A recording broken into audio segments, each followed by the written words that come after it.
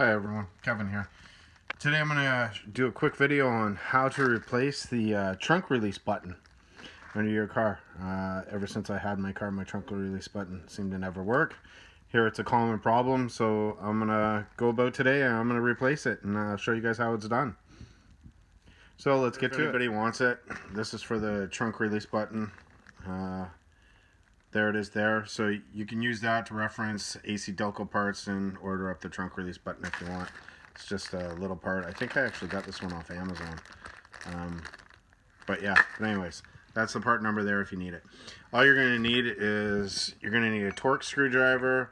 This one you're going to need a T10. So that's to remove the brake light that you're going to have to remove here through this one screw right here with the Torx.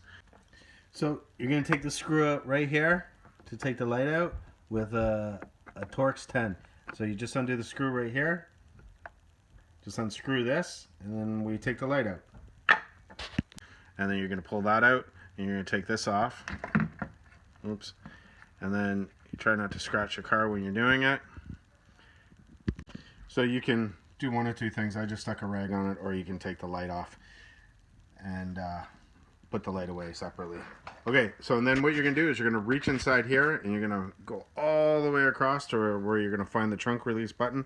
And on there's going to be a little clip. I can't really do a good video showing you it, but there's going to be a clip just like one of these. If you use two fingers, you're going to be able to pry on it and pull it up. And then you're going to unclip that, and then what we're going to do is we're going to get the trunk release button out. Okay, so to get the trunk release button out, you basically stick one hand in. You're going to do the second light on the passenger side here. The reason I say on the passenger side is because the trunk release button is actually just off to the side, and it's easier to reach from the passenger side. And then it just pops out like this. And what you're going to do is you're going to stick your hand in there. So first you're going to take off the top clip that's here, and then you're going to squeeze these two little tabs in, one here and one here on the other side. Using your one hand, you're going to squeeze the tabs in like that, and then with the other hand, you're going to have one hand in the trunk. So you're going to stick one hand in here and you're going to squeeze the tabs in. And then on this side, you're going to pull down at the same time just a little bit with it.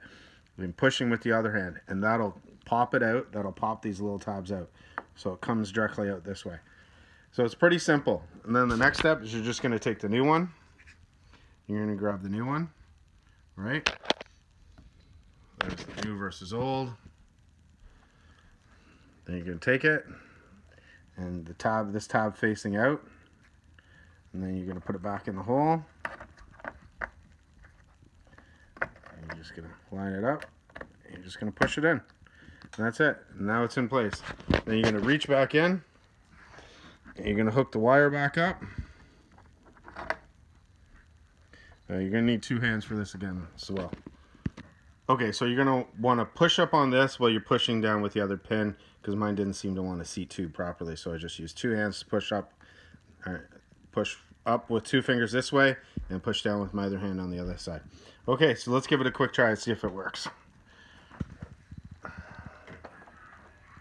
So the trunk release didn't work before, and now it works.